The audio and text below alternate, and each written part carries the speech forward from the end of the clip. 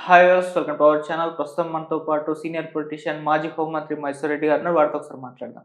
Sir నమస్కారం sir. నమస్కారం. Sir ఇటు కేటీఆర్ గారి గురించి మాట్లాడుకోవాల్సి వస్తే ఆయన ఫార్ములా ఈ రేసింగ్ కంపెనీకి సంబంధించి స్కామ్ జరిగింది. అతను అరెస్ట్‌కి పర్మిషన్ ఇవ్వండి అని చెప్పేసి అప్పుడు గవర్నర్ దగ్గర ఒక లేఖ రిలీజ్ చేశారు. సో ఆయన ఇప్పుడు పర్మిషన్ ఇచ్చేసారు. ఆయన విచారించడానికి కేటీఆర్ గారిని విచారించడానికి పర్మిషన్ ఇచ్చేసారు. ఇక మేము కేబినెట్‌లో చర్చించుకుంటున్నాం. అరెస్ట్ చేయాలా వద్దా అని చెప్పేసి పొంగులేటి గారు అనౌన్స్ చేశారు. మరి రేపో మాపో అరెస్ట్ చేసే అవకాశం ఉందని కూడా అంటున్నారు. మరి కేటీఆర్ గారు అరెస్ట్, గవర్నర్ గారి పర్మిషన్ మీరేం చెప్తారు సార్ దీని గురించి? అట్లా కాదు. ఇది ఆహ్, 50,00,00,000 55,00,00,000 ఆహ్, ఈ ఫార్ములా ఈ రేస్ కంపెనీకి పే చేసినారని. ఓకే. మొదటి దశ జరిగింది. హ్మ్. మొదటి దశ జరిగిన తర్వాత వాళ్ళకంత లాభాలు రాలేదు, నష్టాలొచ్చినాయి హ్మ్. కంపెనీకి. ఓకే. రే రే రేసింగ్ నిర్వాహకులు. హ్మ్. అందుకని ఒక కంపెనీ బయటికెళ్ళిపోయినారు. హ్మ్. మళ్ళా జరిపేటందుకు 55,00,00,000 అడ్వాన్స్ ఇచ్చినారు. ఓకే. అడ్వాన్స్ ఇచ్చేటప్పుడు క్యాబినెట్ ఆమోదం గానీ, ప్రభుత్వ ఆమోదం గానీ లేదు. తర్వాత ఇది రిజర్వ్ బ్యాంక్ ఆఫ్ ఎందుకంటే డాలర్‌లో పే చేసినారు విదేశ మారక విలువలో. హ్మ్. డాలర్‌లో పే చేసినారు కాబట్టి reserve bank of India permission కూడా తీసుకోలే. ఓకే. ఇవి తీసుకోకుండా వాళ్ళకిచ్చినారు.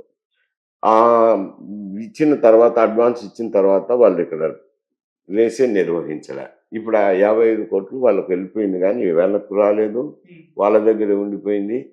వాళ్ళు ఏం చెప్పినారో అయితే ఇంతవరకు ఎవరికీ తెలీదు. ఓకే. అది దానికోసమని అతని మీద ఏసీబీ యాంటీ కరప్షన్ బ్యూరో వాళ్ళు ఇన్వెస్టిగేషన్ చేసేదానికి పర్మిషన్ అడిగినారు గవర్నర్‌ను. హ్మ్. ఈయన అప్పుడు మరి ఇప్పుడైతే ఈయన శాసనసభ్యుడే. పర్మిషన్ తీసుకోవాల్సిన అవసరం లేదు. ఓకే. అప్పుడు ఆ నిర్ణయం తీసుకున్నప్పుడైతే మంత్రిగా ఉన్నాడు. అందుకోసమని ఎందుకు మళ్ళా డీలమ్మా, కోర్టుల్లో ప్రశ్నలెందుకని ఒకటే మారు గవర్నర్ పర్మిషన్ తీసుకున్నారేమో. అంతకంటే మించి అవసరమైతే లేదు. గవర్నర్ పర్మిషన్ తీసుకోవాల్సిన అవసరం లేదు. ఓకే. కాకపోతే అప్పుడు మంత్రిగా నిర్ణయాలు తీసుకున్నాడు. హ్మ్. ఇప్పుడు ఎమ్మెల్యేగా ఉన్నాడు. ఓకే. కేసు అప్పటికి సంబంధించింది. హ్మ్.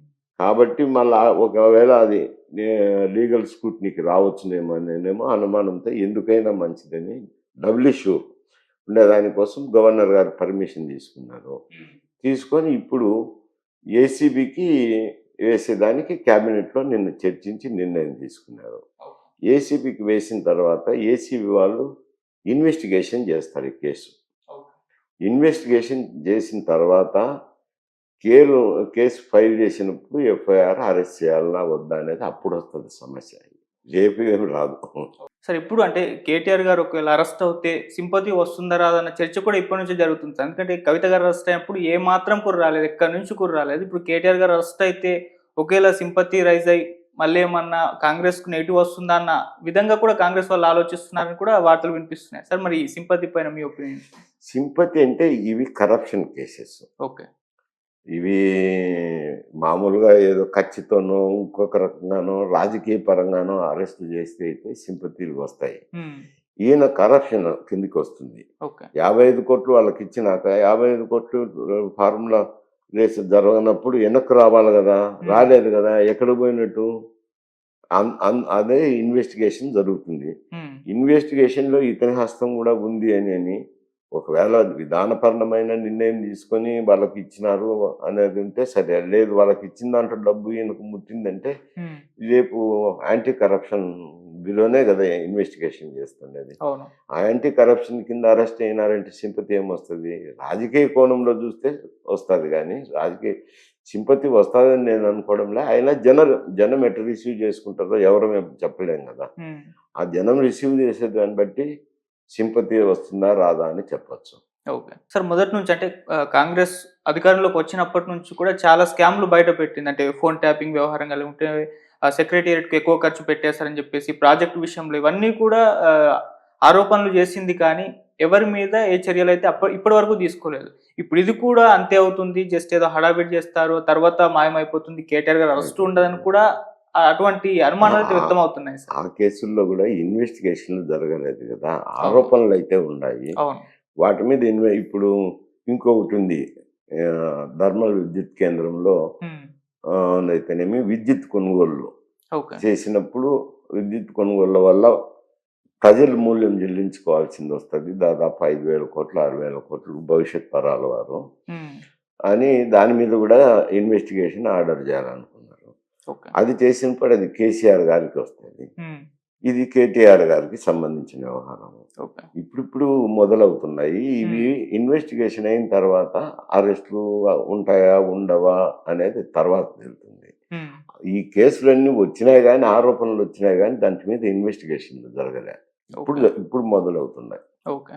సార్ ఏపీలో అంటే టీఎస్‌లో రెండిట్లో కూడా మనం చూస్తూ ఉన్నాం సార్ ఈ అరెస్ట్‌ల పర్వం గురించి. సో, ఏపీలో కూడా ఈ విధంగానే అరెస్టులు జరుగుతున్నాయి. వైసీపీ నేతలు సోషల్ మీడియా వాళ్ళు అరెస్ట్ అయ్యారు. కొంతమంది నేతలు అరెస్ట్ అయ్యారు. ఇప్పుడు అదే పద్ధతిని రేవంత్ రెడ్డి గారు కూడా ఫాలో అయ్యి వీళ్ళు అరెస్టులు చేస్తే కాస్త బీఆర్ఎస్‌ని వీక్ చేయొచ్చు వచ్చే ఎలక్షన్స్ నాటికి అన్న ఒక వ్యూహంతోనే వెళ్తున్నారని అనిపిస్తుంది సార్. మీరేం కాదు, చెప్తారు? వ్యూహంతో కాదు, హ్మ్. కేసులు బయటకు వచ్చిన తర్వాత నిర్ణయాలు అయితే తీసుకుంటారు కదా. ఓకే. దాని కక్ష సాధింపు పెట్టంటాం, తప్పైతే చేసినారు కదా. హ్మ్. ఇప్పుడు కవితది స్కామ్ కేసులో ఈడీ నోటీస్ ఇచ్చినారు, అరెస్ట్ చేసినారు. ఓకే. అందుకే పెద్ద సింపతి రాలేదు కదా. ఇక్కడ కూడా ఊరికి అరెస్ట్ చేస్తే కేసు పెట్టి ఇక్కడ కొన్ని జాగ్రత్తలు తీసుకుంటున్నారు. ఒకటైతే గవర్నర్ పర్మిషన్ తీసుకున్నారు హ్మ్. కేటీఆర్ విషయంలో, ఈ ఫార్ములా రైస్లో. రేపు సెక్రటరీకి అయితే దానికి అవసరం లేదనుకుంటా, మరి దాంట్లో కూడా తీసుకుంటారో లేదో తెలియదు. అది ఓకే. గవర్నమెంట్ ఇష్టం. అది హ్మ్. తీసుకొని చేసినప్పుడు ఈ ప్రూవ్ అయితే కనుక మాత్రం కరప్షన్ ఛార్జెస్ ప్రూవ్ అయితే మాత్రం ఏముండవు అంట. హ్మ్. ఊరికి ఖర్చుపోతుగా అప్పుడు స్కిల్లో చంద్రబాబు నాయుడిని అరెస్ట్ చేశారు. స్కిల్లో చంద్రబాబు నాయుడిని అరెస్ట్ చేసినప్పుడు అది అక్కడ స్కిల్ దాంట్లో చదువుకున్న వాళ్ళు చాలామంది ఉద్యోగాలు సంపాదించుకున్నారు. ఓకే. వాళ్ళంతా బయటకు వచ్చి, వాళ్ళు ఏ పార్టీకి చెందిన వాళ్ళు కదా, ఐటీఐలో పనిచేసే వాళ్ళు ఏ పార్టీకి చెందిన వాళ్ళు, హ్మ్. హైదరాబాద్లో చేశారు. హ్మ్. ఎందుకంటే ఐటీ సెంటర్ ఇక్కడే ఉన్నాయి కాబట్టి ఆడ చదువుకునే స్కిల్ డెవలప్మెంట్లో చదువుకున్న వాళ్ళంతా ఇక్కడ వచ్చి పని చేసినారు కాబట్టి మాకు ఉద్యోగాలు వచ్చినాయి. ఆయన అరెస్ట్ చేయడం, ఆయన యూనివర్సిటీ పెట్టిందనే కదా మేము అక్కడ చదువుకొని ఇక్కడ వచ్చినాము, హ్మ్. అన్యాయం జరిగిందని చెప్పి హైదరాబాద్లో చేస్తుంటే అప్పటి బీఆర్ఎస్ ప్రభుత్వం కూడా మీరు ఆంధ్రాలో ఆంధ్రాలో చేసుకోండి, చేసుకోండి. ఈడు ఎందుకు చేస్తున్నారు అనే విషయాలు కూడా బయటకు వచ్చినాయి. అవును. అందువల్ల అక్కడ ఆయన అరెస్ట్ చేసినప్పుడు కొంత మేరకు సింపతి. అయితే ఆడ ప్రభుత్వం అందుకే ఓడిపోయిందా ఆయన అరెస్ట్ చేసినందుకే అంటే హ్మ్. అందుకని కాదు, గత ప్రభుత్వ వైఫల్యాల వల్ల ఆడ వైఎస్ఆర్సీపీ ఓడిపోయింది. ఓకే. అందులో కాస్త కూస్తో ఒక 10% ఇది యాడ్ అయి ఉండొచ్చు, అంతకు మించి ఏం కాదు. ఎందుకంటే 150 సీట్లు ఉండేది 11 సీట్లకు పరిమితం కావాలని అంటే అది ప్రభుత్వం పట్ల వ్యతిరేకత భావంతో వేసింది. ఓకే. సార్ కేసీఆర్ గారు మామూలుగా బయటకు రాకపోవడం మనం చూస్తున్నాం సార్. అంటే ఇప్పుడు కేటీఆర్ గారు గాని ఒకవేళ జైలుకి వెళ్తే అప్పుడే కేసీఆర్ గారు బయటకొస్తారు. ఆయన్ని బయటకు రప్పించడానికే ఈ విధంగా చేసే అవకాశం ఉంది అని కూడా అంటున్నారు. అంటే అంటే హ్మ్. కొందరు అంటున్నారు హ్మ్. కేటీఆర్ అరెస్ట్ అయితే మేము కేసీఆర్ బయటకు రావాలనేది బయటకొస్తారు. ఏముంది కానీ ఆయన కొద్ది ఆయన రావచ్చు. ఓకే. ఆయన అంటే ఓడిపోతానే ఒకటి ఫ్రాక్చర్ అవ్వడము, అవును. ఆరోగ్యరీత్యా హాస్పిటల్లో హ్మ్. చేరడము అవి జరిగినాయి.